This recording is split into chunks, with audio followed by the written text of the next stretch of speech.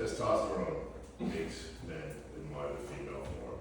It's the expression of the universe's creative juice on the planet. But it's that admiration that makes women feel objectified. How do we solve that problem? Well, I don't think that anything needs to be removed. I think just one thing needs to be added. And it's like a combination of respect and empathy. And once that's part of the conversation, then you can have almost anything.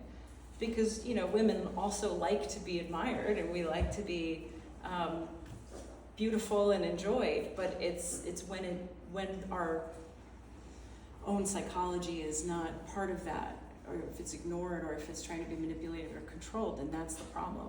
So well, because you feel intimidated by the admiration sometimes, I think, outside of a comfortable you can feel outright terrified by it, to be honest. You can feel outright terrified. I understand that. I understand why. Yeah. It's just how it's expressed in so many different ways, but then it's kind of nasty. It's kind of demonized en masse. You know, it's.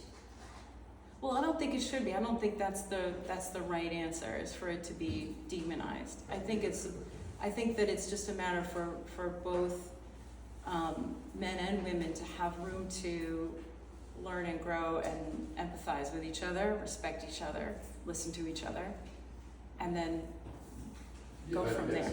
That's it. That's right. On a one-on-one individual relationship level, how it's portrayed in the media and all the themes of the media, it's the media doesn't have that. Well, that's kind of an unnecessary thing. You can just ignore all that. The media doesn't matter. It's what happens between people that matters. You know, the media, what are we gonna do? Forget it. What else? Did you have a question? Yeah. I recently viewed one of your TED Talks on YouTube, and it was the one where your mom was sick and then she died, and your work went in this other direction. Yeah. How did you trust, the process, so to speak, and how did you push yourself to keep going? Because it seemed like things just got really upside down for you, and your work went to this new place. Well, at that point, I actually decided I wasn't going to be a painter anymore. So I really just stopped. I mentally detached from my identity of being as being an artist, because what had happened was so life-changing for me, and it just made that part of me so irrelevant. It was almost like, oh, that little girl is gone, and so I was like, I'm just not going to do it anymore. It wasn't working and I didn't want to do it. So I went on a trip out into the woods, and I thought, well, it might be fun to bring some paints and some canvas, but not paint my paintings, just mess around with paint. And so I was just messing around with it and throwing medium on and dripping things, and started to just, like a little kid playing with things. And I started to see trees and landscape, and I was like, maybe I like this. But I wouldn't say I trusted it. I think I was just kind of like, this does not matter. You know what I mean? It doesn't matter that much. And I think that is actually the best way to start any creative process, is to understand that the stakes are really not that high, that it really doesn't matter in the grand scheme of things. To be honest, if you don't have some kind of benign detachment to what you're making, you can't actually make anything new, because there's no room. If you don't have the room to let it all get messed up, then there's no room for it to be something that no one's ever seen before. You just have to have that. It's not even trust, it's just understanding that there's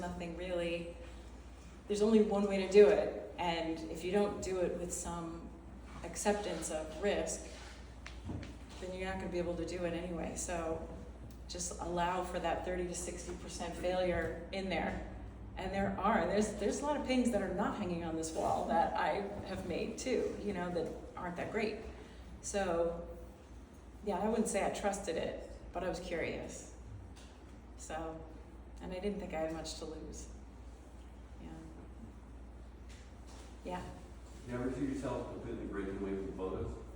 Yeah, I do. Like after this? Yeah. Yeah, I don't know. I mean, I want to try that. There's something that I like about having the ability, mostly Photoshop, I think, is what's fun about it, is not so much the photograph of something, but the ability to mess with the filters and the colors in such an immediate way that I can see, like, oh wow, if I charge it the pink this much and make the green go this pale, it's so fast. It can show me relationships and colors that I can do so much faster. So I could see myself getting rid of the photographic image, but like kind of keeping the Photoshop part of it, because that's been a really fun tool. But I don't know. Yeah. Yeah. Thank you for all of this. The work is beautiful.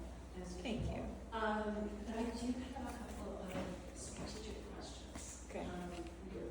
One of them is about the relationship of the lens to the subject, which seems quite consistent in a lot of these pieces. There's this very presentation that comes like, I'm pretty, look at this part of my body from this distance.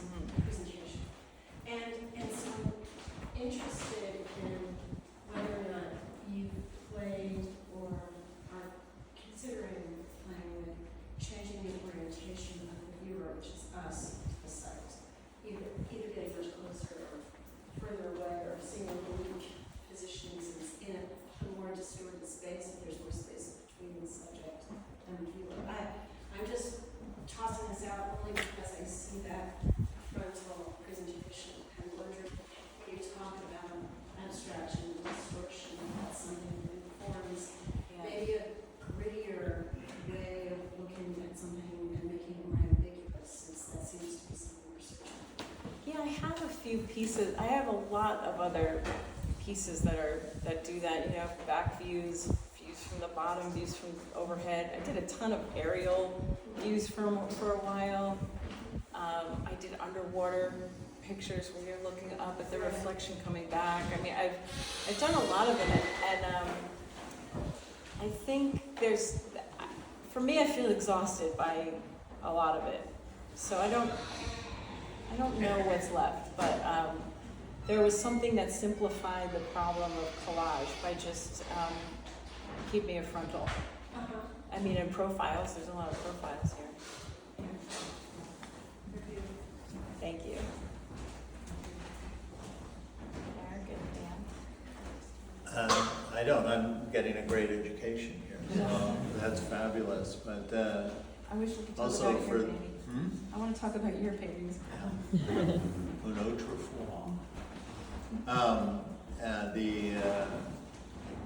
For those who in the audience who aren't artists, I hope you walk away with an understanding of the level of complexity and doubt and questioning and curiosities and experimentation and that place that artists inhabit, which is one of uncertainty. And paintings are the result of sort of dealing with that process on a continual basis. And I think you articulated it beautifully how you conceive of something that isn't apparent on at the first look of it, but is clear as it unfolds and stuff. So very enriching. Anyway, so thank you. Thank you.